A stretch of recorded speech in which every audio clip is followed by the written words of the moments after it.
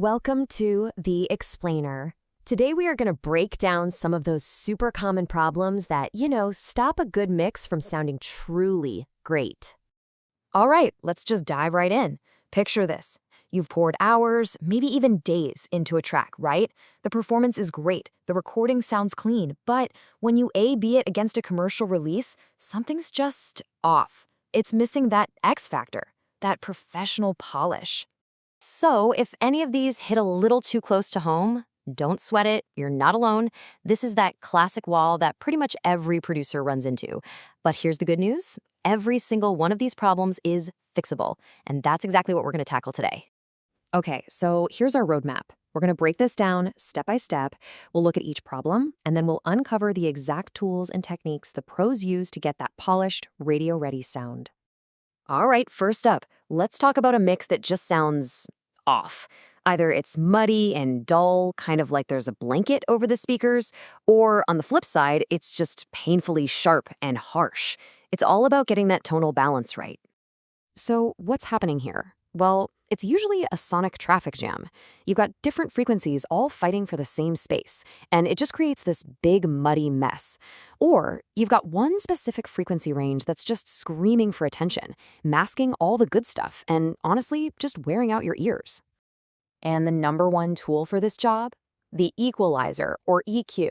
You gotta think of this thing like a surgical scalpel for your sound. It gives you incredibly precise control over the entire frequency spectrum. So here's a classic pro move, the boost and sweep.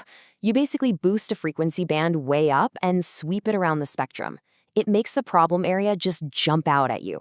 And once you find that nasty, ringing, horrible sound, you just pull that gain way back down, cutting it right out of the mix. Simple, but so effective. And here's a huge tip. You're going to want to remember this. Pay super close attention to this specific frequency range. You know that harsh, kind of fatiguing sound? The one that just makes you want to reach for the volume knob and turn it down? It almost always lives right here, somewhere between 2 and 3.5 kilohertz. A tiny, precise cut in this zone can instantly make a mix sound so much smoother, so much more professional. Okay, moving on. Let's talk about punch. We're going to tackle those mixes that just feel kind of thin or maybe squashed, They just don't hit you in the chest. This is all about the art of controlling dynamics. Yeah, this is a classic symptom of a dynamic range problem. And what's dynamic range? It's just the difference between the loudest and the quietest parts of your track. If everything is at the same volume level, well, you get no impact, no life. It's just flat. Now, a standard compressor can definitely help tame those peaks. But here's the catch. It affects the entire track at once. So a really loud kick drum could trigger the compressor and accidentally suck the life right out of your shimmery cymbals. That's why a multiband compressor is often the smarter tool here. It lets you treat the bass, the mids, and the highs completely independently. And this image here breaks it down perfectly. See how the sound is split into these separate lanes or bands? Each one has its own set of controls. This gives you just total freedom to shape your sound with incredible precision.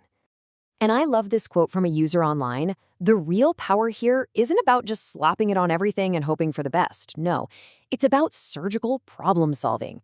Let's say you've got a boomy bass that only gets out of control on certain notes. Well, you can just tame that one low frequency band without messing with your vocals or your nice crisp hi-hats. It's a game changer.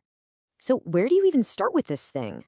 This table gives you a fantastic baseline for just gently gluing a mix together. But hey, look closely at that attack time, over 5 milliseconds. That is so important. Why? Because it lets that initial crack of your drums, the part we call the transient, punch through before the compression even starts to work. That's how you keep your mix punchy and full of life. All right, so we're making progress. Your mix is tonally balanced, it's got punch, but it still sounds a little small. Like it's trapped in a little box right between your speakers. It's time to create some real space. And this is where stereo imaging tools come into play. These things are designed to help you place sounds not just from left to right, but also from front to back. We're talking about creating a genuine three-dimensional soundscape for the listener to get lost in. Okay, want to know some pro tips for getting that huge, immersive sound? Try this. Gently widen the high frequencies to add a sense of air and space. But and this is a big one. Keep your low frequencies centered and mono. A wide, flabby bass will absolutely kill the punch of your mix. And maybe the most important rule of all, always check your mix on actual speakers. Headphones can really fool you and give you a false sense of width. Okay, we're on the home stretch. For our final step, let's talk about adding that pro polish. This is all about that little extra pinch of spice, That X factor that makes a track truly shine and just jump right out of the speakers at you. Now, you might think, okay, Sparkle, I'll just boost the high frequencies with an EQ. But be careful, because that can often sound really harsh and brittle.